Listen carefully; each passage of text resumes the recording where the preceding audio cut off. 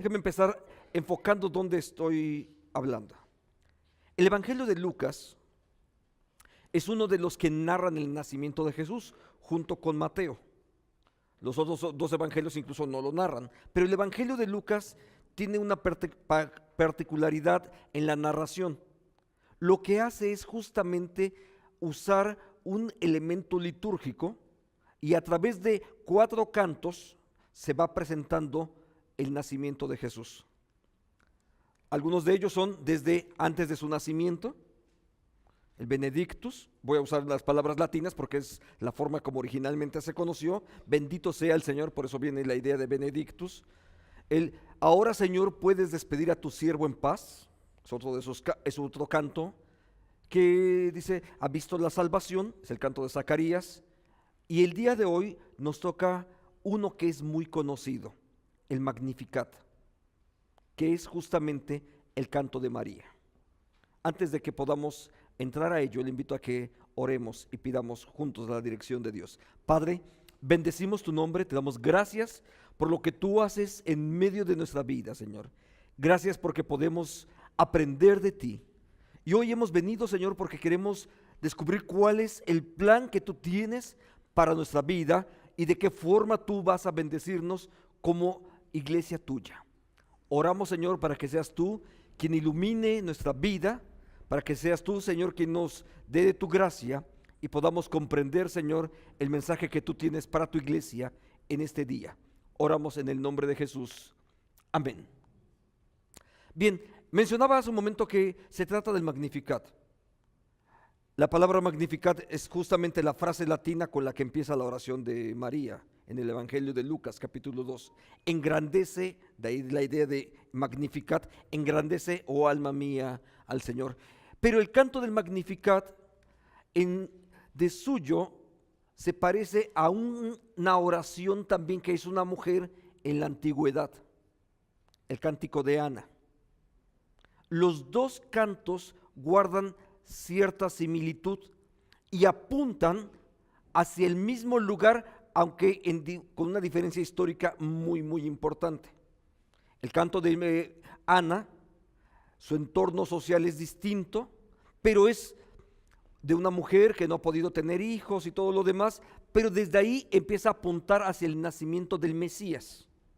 Claro, estoy hablando aproximadamente unos 950 años antes alrededor de 950, 1000 años antes del nacimiento de Jesús. Por el otro lado, el cántico de Ana, de María, es el nacimiento ya del Mesías. Ahora, quiero que observe en la pantalla esos dos textos. Ana dijo en su corazón, mi corazón se regocija en tu nombre, mi fuerza es mayor y ahora puedo burlarme de mis enemigos porque me regocijo en tu salvación. Ve el cántico de María. Ella dice, mi alma glorifica al Señor, mi espíritu se regocija en Dios, mi Salvador. Hay cierta similitud en las expresiones, pero también hay una similitud hacia dónde están enfocados. En ambos casos se regocijan por la presencia del Salvador en medio de ellas. Es Dios quien se manifiesta sobre sus vidas. Ahora, esa es apenas la primera parte, así es que voy a ir un poquito primero con el cántico de Ana para observar un par de detalles y después me voy a regresar al cántico de María, que es el tema que nos corresponde en este día. En ambos cantos se apunta hacia algo. En ambos casos hay una expresión del advenimiento, la venida, la llegada del Mesías, y que ese Cristo, la palabra Mesías es en el hebreo y la palabra Cristo es en griego. Realmente en ambos casos en español significan ungido. Entonces, hablar del Mesías o hablar del Cristo solamente es dependiendo cuál idioma estemos enfocando. En el Antiguo Testamento es más la expresión del Mesías, en el Nuevo Testamento es el Cristo, pero ambas palabras son exactamente lo mismo. Las dos significan ungido. Y en ambos casos, ya sea desde la perspectiva del Antiguo o del Nuevo Testamento, en ambos casos se sabe que la presencia de ese Mesías o de ese Cristo habrá de traer, voy a usar la palabra en el hebreo, el shalom de Dios. ¿Qué es eso? La paz perfecta. No es difícil. Se trata de la paz de Dios. Esa es la razón por la cual el Mesías se hace presente. Pero la paz de Dios tiene que ver no solamente con que no tengas ningún problema ahora, sino tiene que ver con la instauración de su reino y que la presencia de Él se haga manifiesto. Ve este texto cómo lo enfoca Ana. Ante el Señor son derrotados sus enemigos, eso tiene que ver con paz, por supuesto. Desde el cielo lanza rayos sobre ellos, el Señor es juez, juicio. De pronto dices, oye, pero paz, sí, por supuesto. El establecimiento de la paz de Dios también acaba con sus enemigos. Y de ahí que incluso el tema del juicio está presente para unos y para otros, porque de una o de otra manera también los cristianos habremos de estar en el juicio.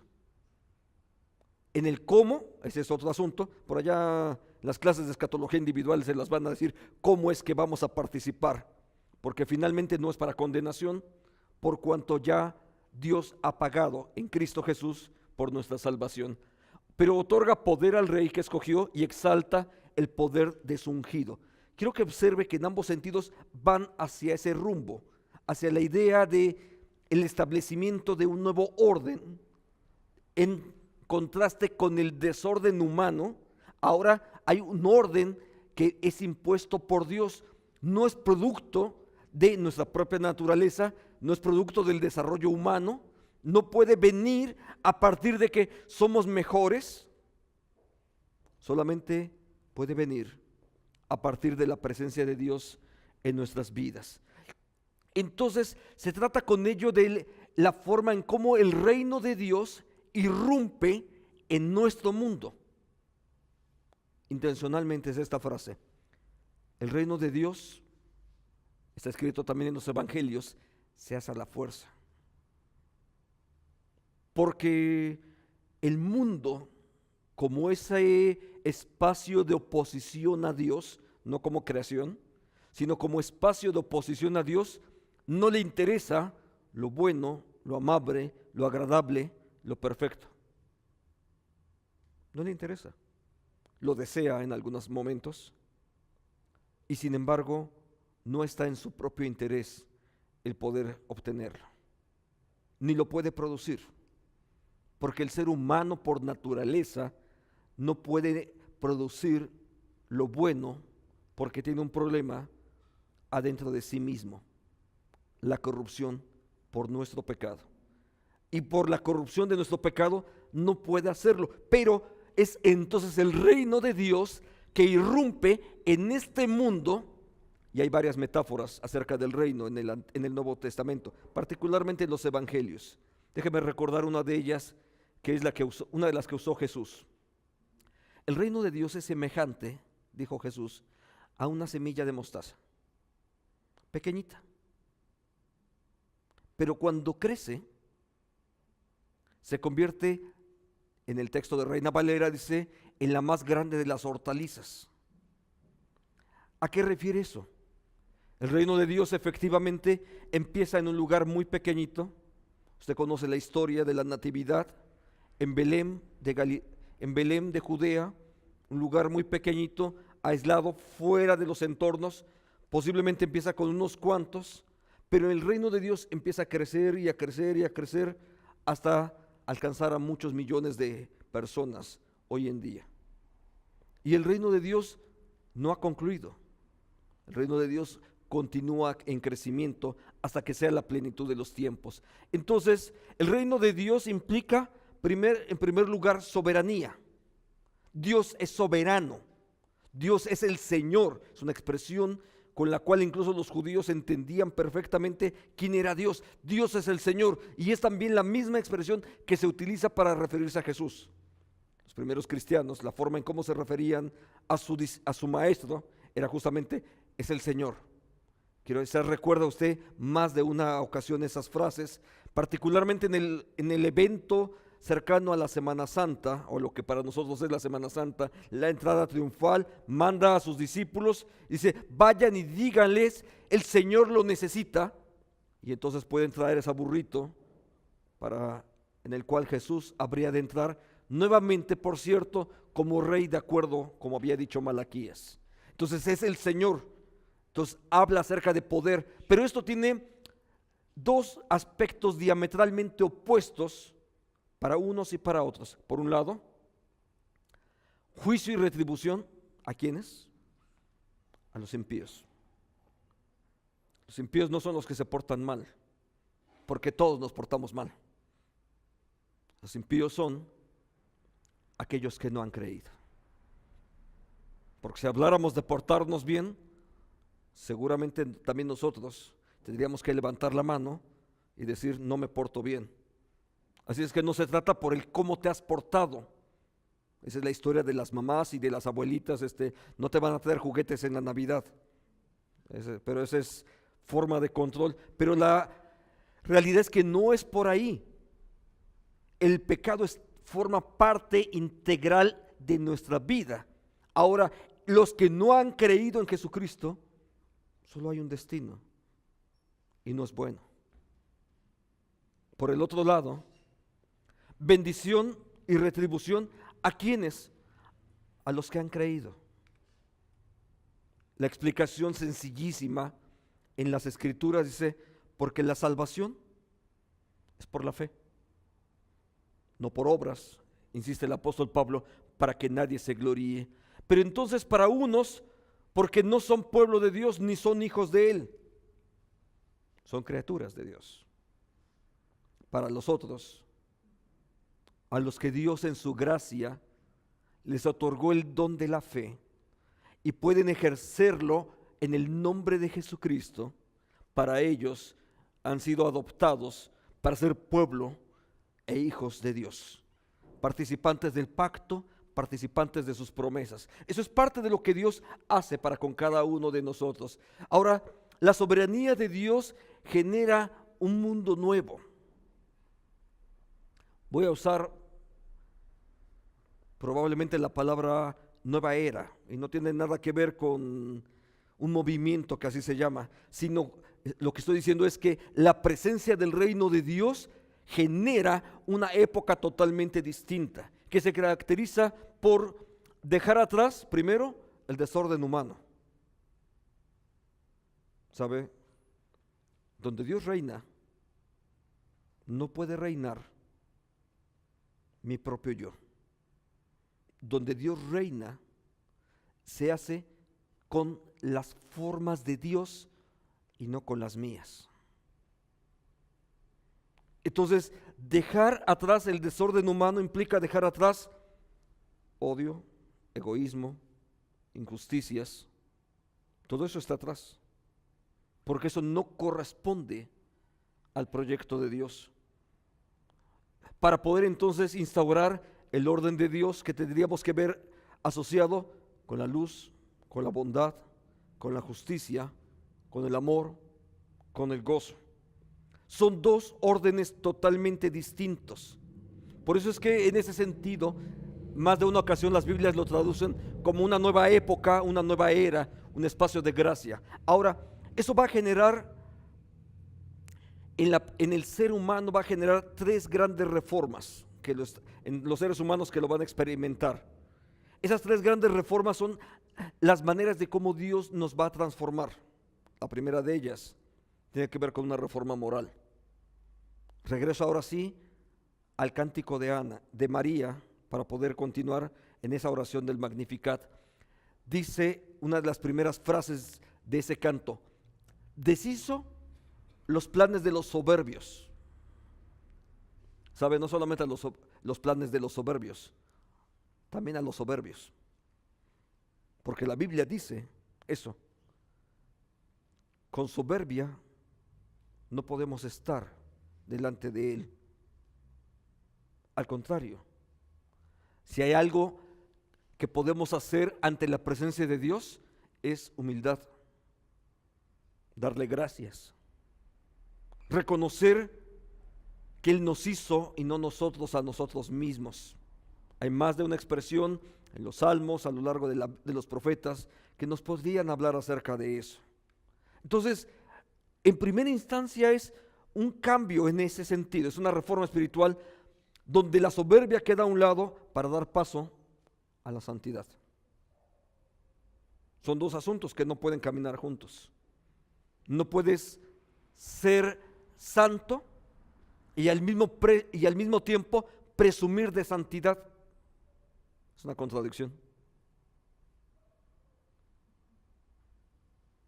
Porque lo que tienes, lo que recibiste, si puedes decir, es que yo soy hijo de Dios, pero no porque te lo mereces, sino porque lo recibiste. Entonces la soberbia no puede caminar por ahí, sino que tiene que haber espacio para la santidad. La santidad que es resultante no de tu esfuerzo, porque no eres santo por lo que te esfuerzas. Eres santo por la obra de Cristo en tu vida. Eso es lo que hace santidad en ti, porque originalmente Dios te dio una santidad que, producto de su elección, Él te declara santo, y después la presencia de Cristo en tu vida empieza a actuar para que vayas caminando hacia la santidad. Entonces la santidad tampoco es tuya, ni la vas a producir tú, sino es la obra de Cristo, primero en ti y luego a través de ti. Ve este texto. Yo soy el Señor, yo los he sacado para ser su Dios, así que ustedes deben ser santos porque yo soy santo. Eso tiene que ver con parte de la elección, con parte de lo que Dios está haciendo primero en ti, a través de ti. Luego podemos ir un poco más lejos y la santidad ante Dios ve las intenciones y va más allá de solamente los hechos. Santidad no solamente es venir al culto los domingos, hacer mi devocional y orar y ofrendar de vez en vez. Esos son actos.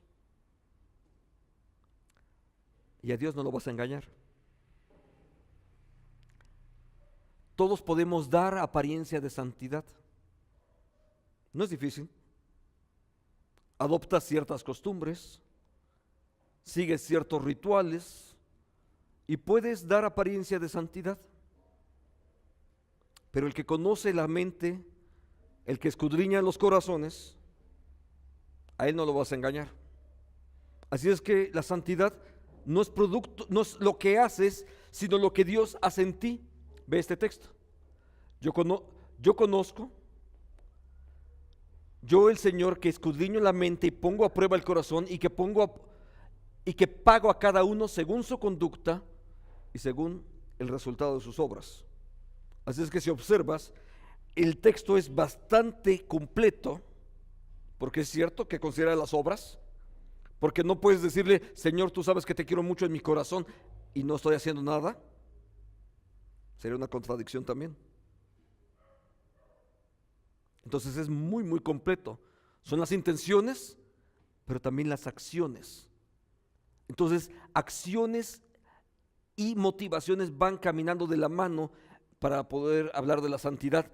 Yo les digo, incluso, dijo Jesús, hablando a la élite de su época, y la élite de su época, créame que si tenían de qué presumir esos tipos acerca de ser religiosos, los fariseos, por supuesto que tenían mucho de qué presumir. No es casualidad que un día el apóstol Pablo pudiese decir de sí mismo en cuanto a la ley, fariseo. Y eso sabe que lo que en su entorno significaba, eran la élite de los que sí cumplían. ¿Sabe? Me ha tocado convivir con judíos y de pronto en alguna reunión de trabajo, en el consejo interreligioso, de pronto es la hora del café, ¿no? Algo común. Pues no tocaban una galleta, porque si no es kosher, no pueden comer una galleta. Tuve oportunidad alguna vez de conocer al al rabí de la sinagoga Betel en la Ciudad de México. Y un día una pregunta, oiga, Y si se le hace tarde para ir al culto sinagogal, porque él no puede vivir muy lejos de la sinagoga, por una razón, en la Ciudad de México. No podría tomar un vehículo, ni siquiera un taxi, no podría subirse al camión para irse a su casa, porque estaría quebrantando la ley, y no podría tampoco ni siquiera irse caminando si vivía a más de 1,5 kilómetros. Y entonces dijo, y si está muy lejos, ¿qué ocurriría? Por, no sé, alguna circunstancia. Dice, en la sinagoga prefieren que falte a que quebrante la ley.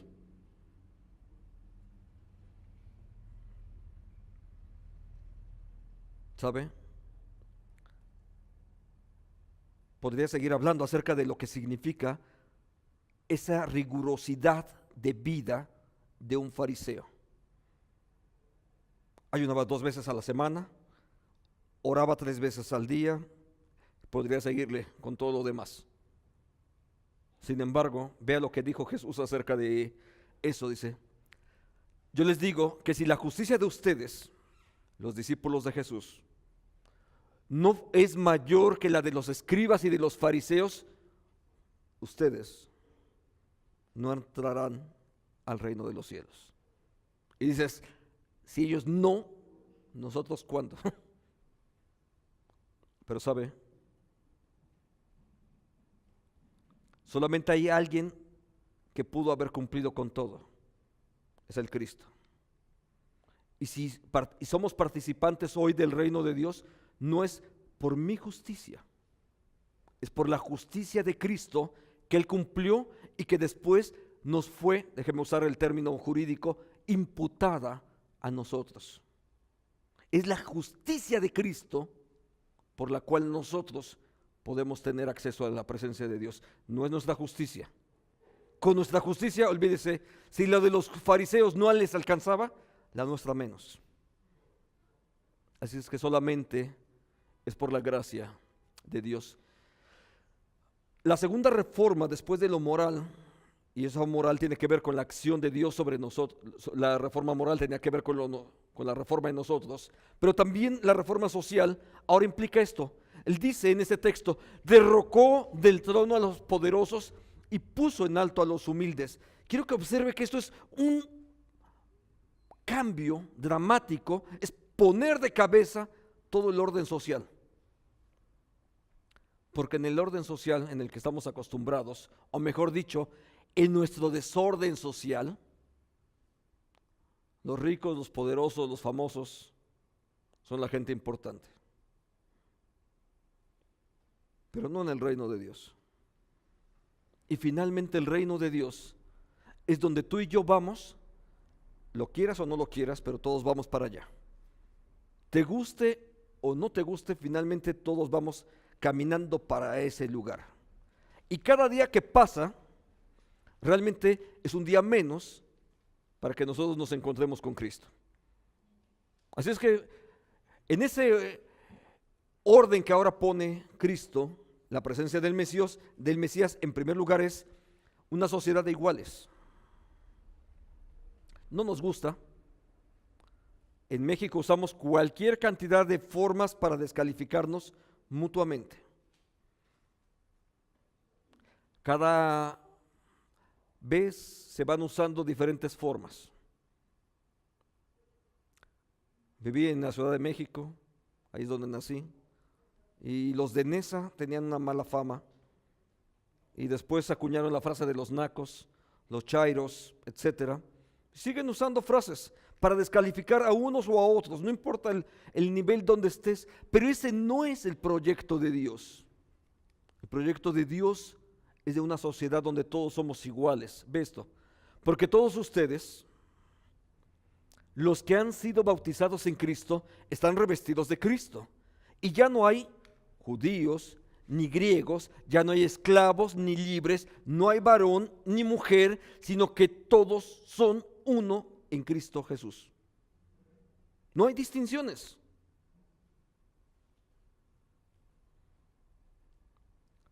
No hay formas de distinguirlo. En la independencia de nuestro país, por cierto, hecha por religiosos, ¿sí? ¿Usted lo recuerda? Hidalgo y Morelos, ¿sí? En un documento fundamental para la para la independencia de México, habla precisamente de una sociedad de iguales, sentimientos de la nación, el texto de Morelos. Y en él dice que no haya ninguna distinción, que la única distinción que pueda existir en el ser humano sea la virtud de cada uno de ellos. Revíselo, eso dice el texto de Morelos. Y es un texto fundamental porque hay algo que Morelos estaba haciendo en esa época. Estaba releyendo el libro de Isaías. El siervo de la nación es la forma política de decir el siervo de Jehová. El libro de Isaías. Y que es, por cierto, el primer texto que Jesús inicia en su ministerio. El Espíritu del Señor está sobre mí, por cuanto me ungió y me envió a dar buenas nuevas a los pobres. Y otra vez volvemos a ese tema de una sociedad de iguales. El tema de Juan el Bautista dice que todo valle sea allanado y que todo monte pueda ser colocado al mismo nivel. Si puedo decirlo así, que no haya montes y valles, sino que todo el mundo sea en un solo nivel, porque ese es el proyecto al cual Dios nos ha llamado. Una sociedad de iguales los unos con los otros. Entonces, se trata de contribuir, no solamente de que sean iguales, sino que todos estemos contribuyendo en el desarrollo de los demás. Por eso Jesús dijo esto: un nuevo mandamiento os doy, que os améis unos a otros, así como yo los he amado, ámense también ustedes unos a otros.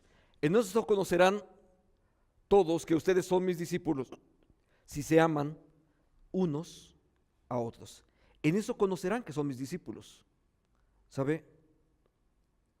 No es 4 abrazos y una tarjeta de Navidad en su época y una felicitación el día de su cumpleaños. Amarnos los unos a los otros es contribuir efectivamente en el bienestar del otro. Porque la manera en cómo Dios nos amó, porque ese es el esquema que surge ahí, dice, es como yo los he amado. ¿Y cómo nos amó Dios? La Biblia dice, cuando estábamos muertos en nuestros delitos y nuestros pecados, cuando éramos imperfectos, ¿para dejarnos como estábamos? No. Te dio dones, te dio de la presencia de su Espíritu, te dio de su vida para que ahora tengas vida, y puso todo eso en ti y en mí para que ahora tu vida sea vida para otras personas. ¿Para quiénes? Para todos los que están cerca de ti. Tus amigos, tus vecinos, tu propia familia. En primera instancia, ese sería tu primer círculo. Pero después de ese círculo, para todas aquellas personas con las cuales dialogas todos los días. Y si tienes 3 minutos para dialogar con un taxista, usa 3 minutos para dialogar con un taxista. Y si tienes media hora para platicar con una de tus amigas, platica media hora de un tema que va a ser fundamental para la vida de ella y que tiene que ver con la presencia de Cristo en su vida. Las modas va a haber mucho tiempo para poder hablar. De vestidos va a haber mucho tiempo. De deportes, como a los varones nos gusta luego, va a haber mucho tiempo para hablar de ello. Pero si hay algo fundamental y a través de lo cual podemos traer bendición para su vida, es cuando ellos puedan conocer acerca de la presencia de Cristo también en su vida. Y eso es consecuencia natural de amar a Dios por sobre todas las cosas. Esa es una consecuencia, no es algo que haces. sino que cuando amas a Dios por sobre todas las cosas, de forma natural, vas a amar a la gente que está ahí y vas a verlos como Dios los vio, ¿sabes? A veces nuestra sociedad ve personas indigentes, con pocos estudios, etcétera, y los vemos como no tiene remedio. Es un mal viviente. ¿Para qué? ¿Sabes cómo nos vio Dios? Él sabía que éramos todo eso, o que lo podíamos llegar a ser.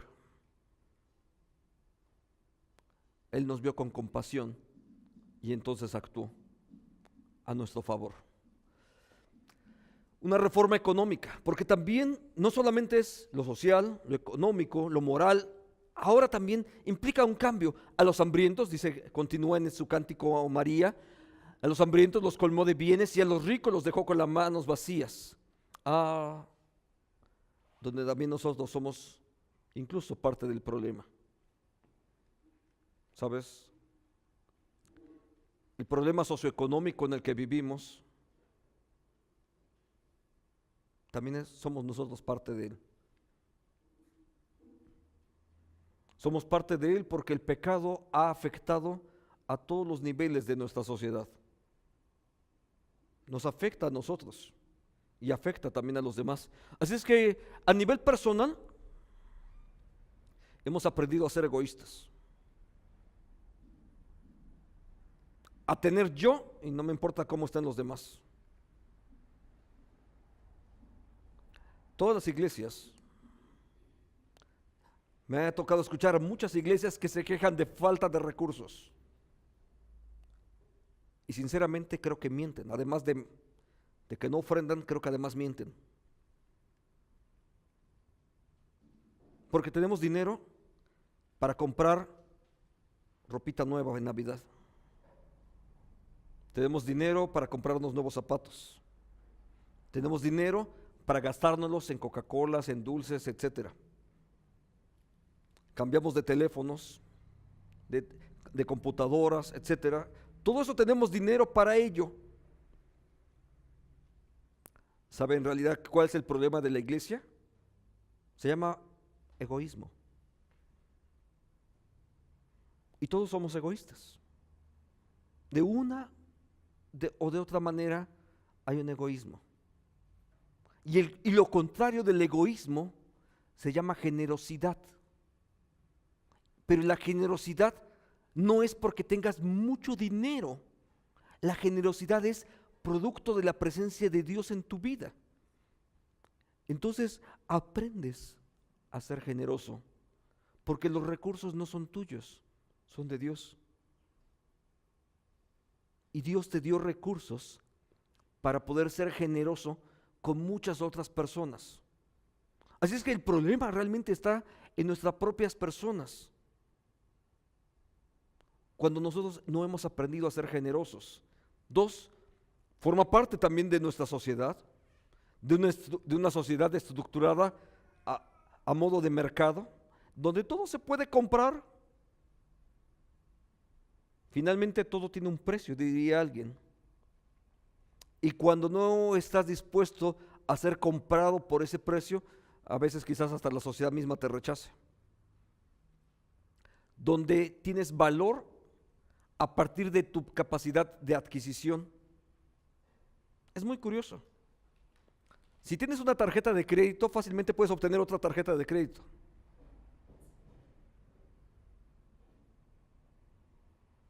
Eso es muy simple. Ya demostraste que eres capaz de endeudarte.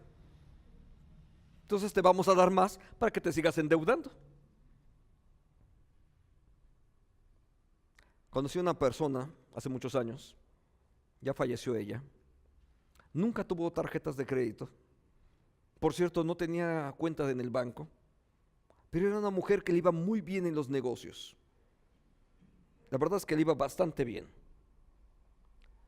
Tenía un negocio ella hacía tortillas. Así es que tenía una fabriquita, una maquinita de tortillas originalmente.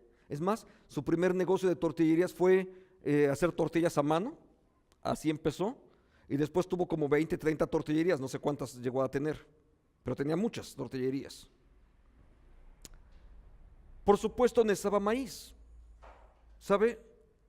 Así es que un día decidió ir a comprar un camión para adquirir el maíz que necesitaba. No le querían vender el camión. Ella llegó con su morralito. Siempre andaba con un morralito. Me acuerdo de ella. Su babero, con esas bolsas así grandotas aquí. Y su morralito. A pagar un camión en efectivo. Porque tenía el recurso para hacerlo. Pero no se lo querían vender porque no tenía crédito de nadie. Nadie le daba crédito. Pues es que ella no necesitaba crédito. Si podía pagarlo en efectivo, ¿para qué quería crédito? ¿Sí? Pero es todo un problema social, todo ello. Número 3, el problema también está en nuestra estructura. Estructuralmente también hay una legalidad que es inmoral. Hay cosas que son legales, cierto, pero que son inmorales. ¿Por qué es inmoral pagar el salario mínimo? Se vea la definición básica de lo que era el salario mínimo y es inmoral pagar el salario mínimo, porque no es una gran mentira que alguien puede vivir con 100 pesos. No es cierto. ¿Es legal? Sí, por supuesto. Ya mejor le cambiaron el nombre, ya no se llama salario mínimo, pero la inmoralidad sigue exactamente ahí. Todo eso forma parte de nuestra sociedad. En distintos niveles y en distintas formas, yo le diría a todos nosotros somos participantes de esto. Así es que la reforma económica apunta justamente a que podamos aprender a hacer algo de lo cual también Dios nos hizo una encomienda. Todos somos mayordomos. Y todos somos mayordomos de lo que Dios nos ha encomendado. Porque el Salmo 24 dice, del Señor es la tierra y su plenitud. Así es que todo lo que tú tienes es de Dios. Y tú eres de Dios. Porque incluso después el apóstol Pablo escribiría, dice, porque ni siquiera nos pertenecemos a nosotros mismos. Somos de Dios. Y lo que tienes es de Él. Si tienes un empleo, es para que Dios sea glorificado a través de tu empleo. Si tienes oportunidad de tener casas, autos, etcétera, son para el Señor porque Dios te los dio, no te los ganaste tú mismo. Dices, es que yo estaba estudiando. Te podría presentar, nada más cuestión de tiempo, pero te podría presentar gente que ha estudiado más que tú y no tiene las mismas oportunidades que tú tienes. Estoy seguro que hay gente que tiene más estudios que tú, que le ha echado más ganas que tú. Y la única diferencia para que tú tengas un empleo, que te estén pagando, para que estés en esa escuela, es la gracia de Dios. Es la única diferencia.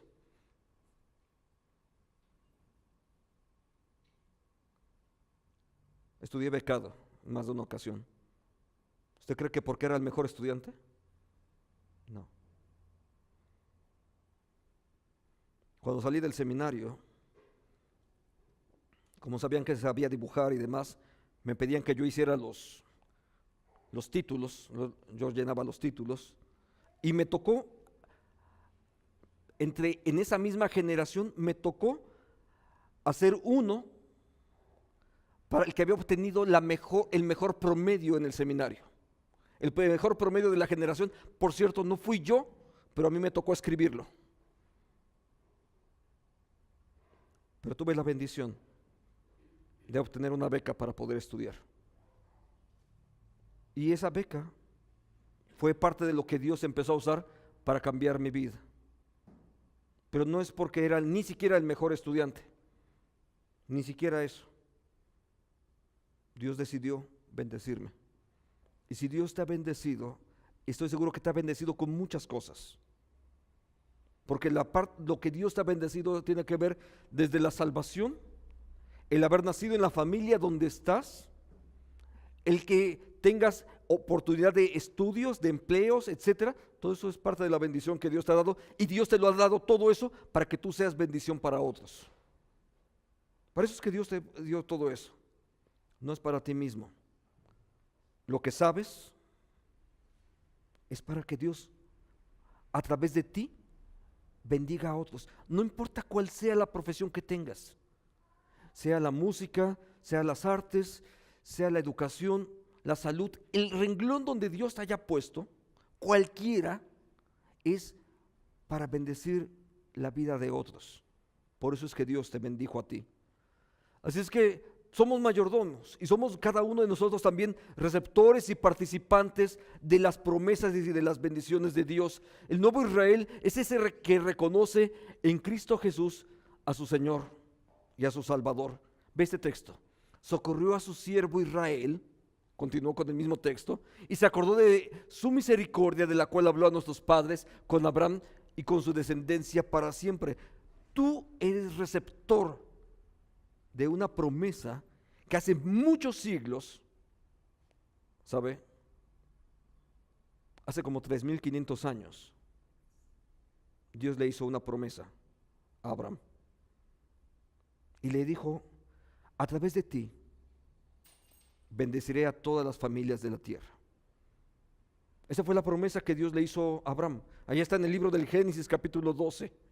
A través de ti voy a bendecir a toda la familia, a todas las familias de la tierra. Y Abraham no tenía un hijo. Dios le dio un hijo. Y la promesa continúa. Tú eres receptor de esas promesas de Dios, porque a través de alguien más Dios te bendijo a ti. Pero tú también eres el receptor y eres el eslabón para las siguientes generaciones. Tú eres el eslabón para las siguientes generaciones, porque a través de ti Dios va a seguir bendiciendo a las siguientes generaciones. En el libro de los Salmos hay una oración que dicen que es para los ancianos. Y dicen: no me permitas irme antes de que anuncie tu palabra, no dice evangelio, y que anuncie tu nombre a la siguiente generación. Dios nos bendijo a nosotros y usó a otras personas para que nos bendijesen. Pero ahora Dios, ya que tú eres receptor de esas bendiciones, ahora Dios va a usar tu vida para que tú seas bendición para la siguiente generación. Entonces, somos receptores, pero también somos participantes. Y como participantes también nos hacemos colaboradores dentro de la obra de Dios, porque nosotros somos colaboradores de Dios y nosotros el campo donde Dios está actuando. ¿Sabes? La presencia del Mesías primero genera cambios en ti, en lo moral, lo espiritual, por supuesto. Hay una transformación en tu forma de cómo te relacionas. Hay una transformación acerca de tus propias emociones y de tus prioridades. Cuando la presencia de Dios está dentro de ti, cuando el Cristo está actuando en tu vida, hasta tus prioridades cambian. Y si no están cambiando, algo no está caminando bien. Porque si después de 4 años de creyente sigo siendo igual de egoísta, algo no está bien. Probablemente la presencia de Dios no está actuando en mi vida. Si después de 4 años de creyente sigo pensando en mí mismo antes que nadie más, algo no está caminando bien. Pero cuando la presencia de Cristo está actuando en ti, Él te va transformando.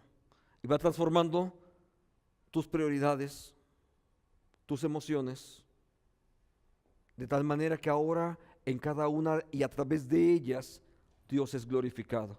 Así es que ustedes son campo de Dios, edificio, y Dios te puso aquí, entre otras cosas, para que tú seas bendición para otros más.